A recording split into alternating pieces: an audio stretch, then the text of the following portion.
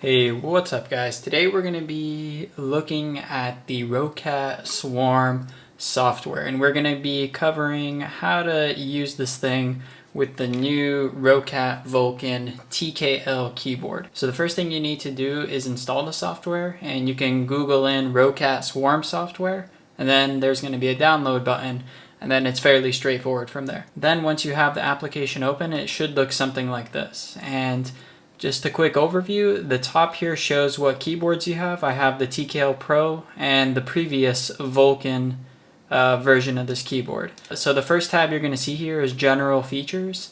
This is going to basically give feedback when you actually click a button. So if I click this and then say apply, and then I type something, you can hear sound coming through the speaker of the monitor, and I'm going to make it louder here. Those little clicks, that's from the speaker and not the keyboard. And they have a few different ones. They have this beaming one as well. This one's kind of funny and annoying, but here's what it sounds like. So yeah, if you're into like feedback, you know, the options are right there. And I'm not really a fan of that. I personally like the way the keyboard sounds without any of the personal speaker sounds. The next feature is character repeat, and what this is how fast something repeats and the delays. So for example, if I hold the letter A here, you can see it's spamming the letter A. Now if I bring this down, the repeat rate, say apply, and I hold the letter A, you can see it's much slower because I brought the repeat rate down.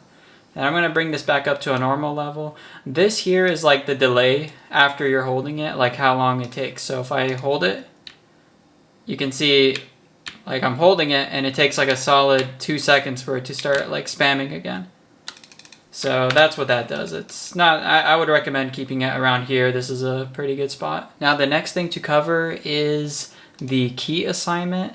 And this is basically where you can customize what the keyboard can actually do. So let's say you want to customize this tilde key at the top corner, and you can customize it to do various different things.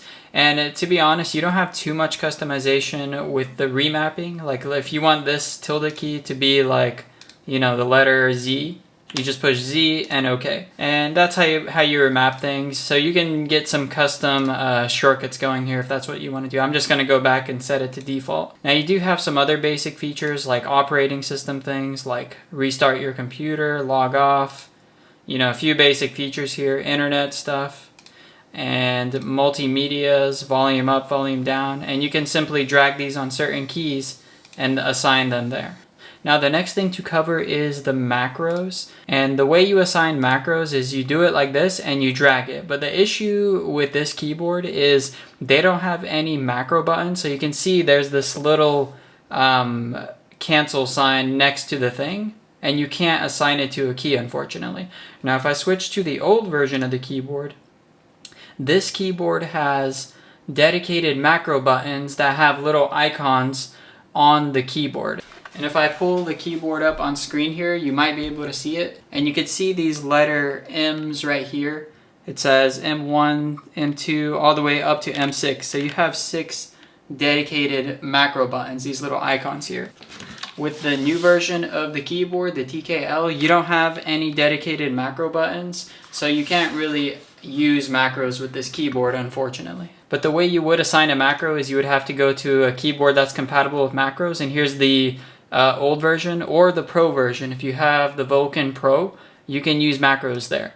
And what you're going to do is you just click this macro button here and you just drag the macro right on there, and you can see it replaced the insert key with my macro. And that's pretty much how you apply macros, but we're not going to do it. We're just going to go ahead and just leave it as the default.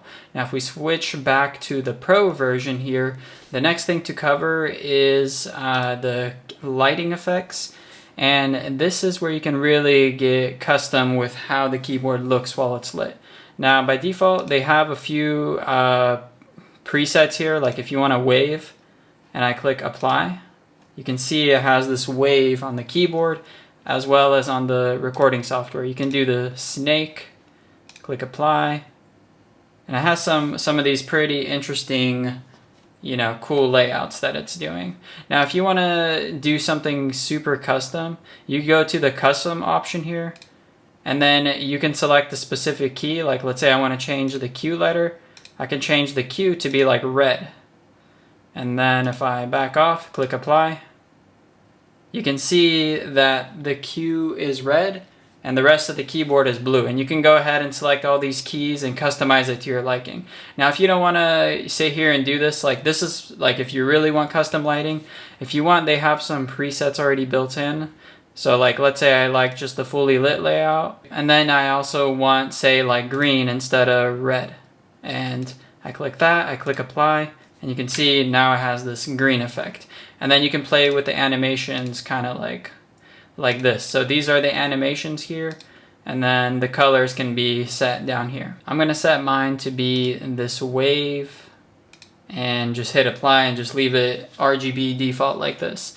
So the next thing to cover is the profiles, and you can see down here you have different profiles. And if you click this drop down here, you can add an application. Let's say every time you're running a specific game like League of Legends or Fortnite or whatever game you have, or let's say Chrome. If I click Chrome here, I can have Chrome selected, and I'll just say Chrome and just call it Chrome.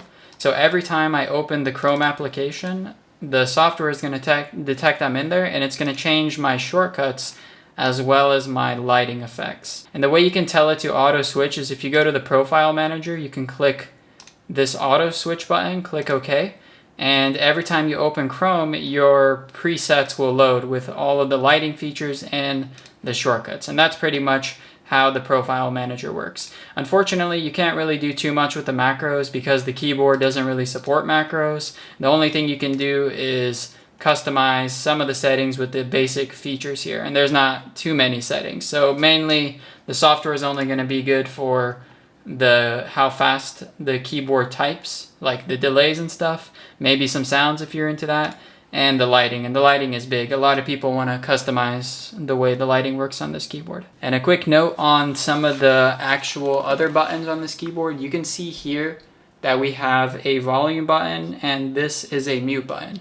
This just simply turns the volume up and down, and you can't click it, and it's not customizable in the software either. And then this here is a mute button, and all it does is mute your audio so you don't have any audio coming in. And this has been my quick overview / review with the Roccat Vulcan TKL keyboard software using the Swarm software. If you have any questions on how the software works or want to know something specific, leave a comment down below and I'll get back to you ASAP. And I'll see if I can help you out there. And if you want to see a full review on this keyboard, I did that recently, and you can check it out down in the description below. Thank you for watching this video. I'll see you next time. Peace.